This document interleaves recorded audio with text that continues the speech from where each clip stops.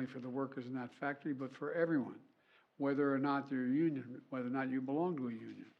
And they also increase, they also increase corporate growth. And today's job report is just another example of what it looks like when we focus on building an economy from the middle out and the bottom up, not the top down, while bringing deficits down at the same time.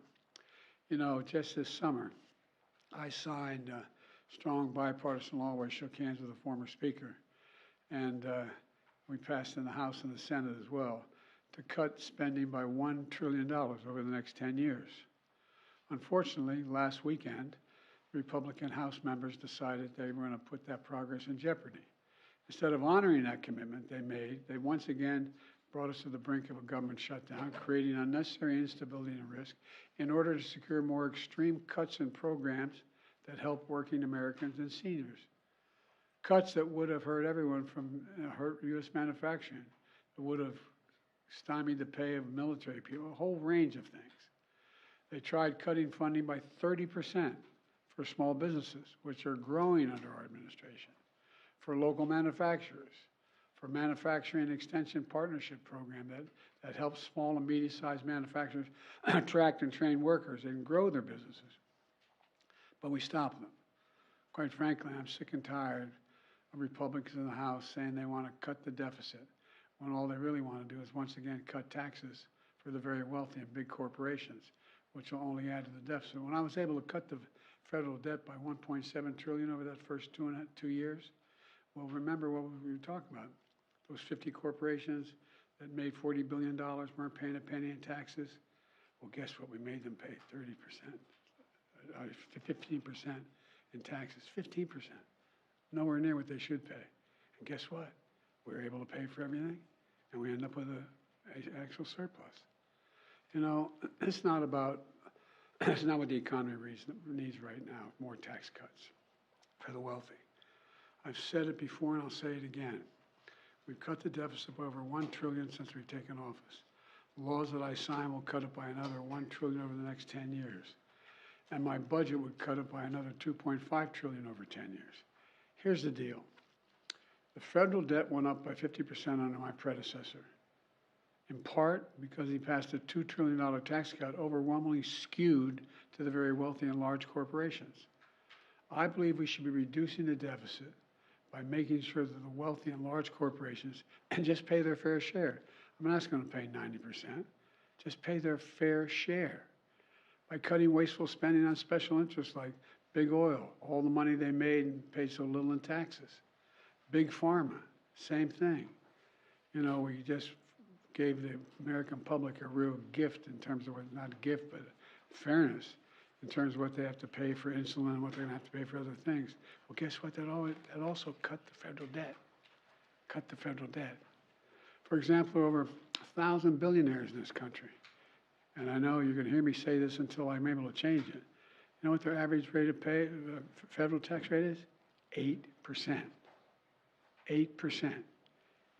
I think you should be able to be a trillionaire, a billionaire, a zillionaire if you want, but pay your taxes for God's sake.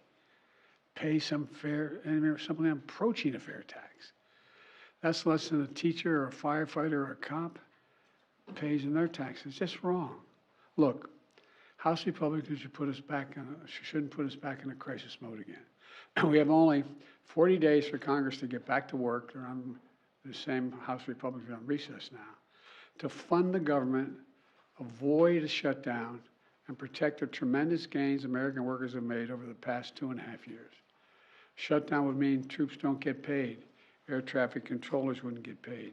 There'd be all kinds of problems at airports. Loans to small businesses would be delayed, and closing some of them. It's time to stop fooling around. House Republicans, it's time for you to do your job. Continue our progress, growing the economy, investing in America, investing in the American people.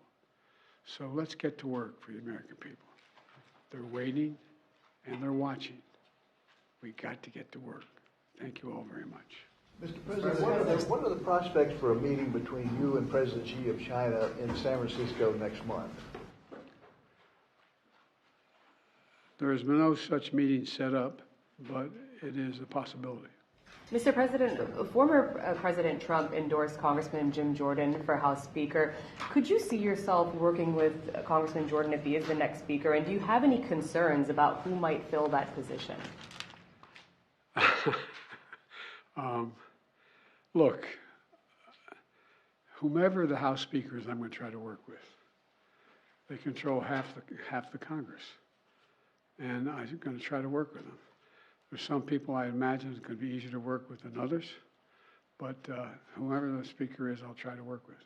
Mr. President, can you be specific about what you did to try to reappropriate those border funds, especially when Democrats controlled both chambers of Congress? The wall thing? Is that what you're talking about? Yes, sir. Yeah, they passed. Well, I was told that I had no choice, that Congress passes legislation to build something, whether it's an aircraft carrier, a wall, or provide for a tax cut. I can't say I don't like it, I'm not going to do it if it hadn't been vetoed. You said yesterday that you tried to reappropriate the funds. So yeah, we tried to ask the Congress to consider changing the law to reappropriate. Say, don't use it for other purposes. Give me more border agents. Give me more technical capabilities to detect fentanyl and the like. That's what I wanted to do. Mr. President, you started your remarks here today by saying it was good news today with the economic report. Why do you think most people still don't feel positive or feel good news about the economy? Well, first of all, you just heard the news today, too. They haven't heard it. I think the people, those 300+ thousand people who got jobs, feel better about the economy. Look, I got to choose my words here. You all are not the happiest people in the world, what you report. And I mean it sincerely. It gets you get more legs when you're reporting something that's negative. I don't mean you're picking on me, or I'm just the nature of things. You turn on the television, and there's not a whole lot about boy saves dog as he swims in the lake, to say, it's about, somebody pushed the dog in the lake. I mean, I get it, but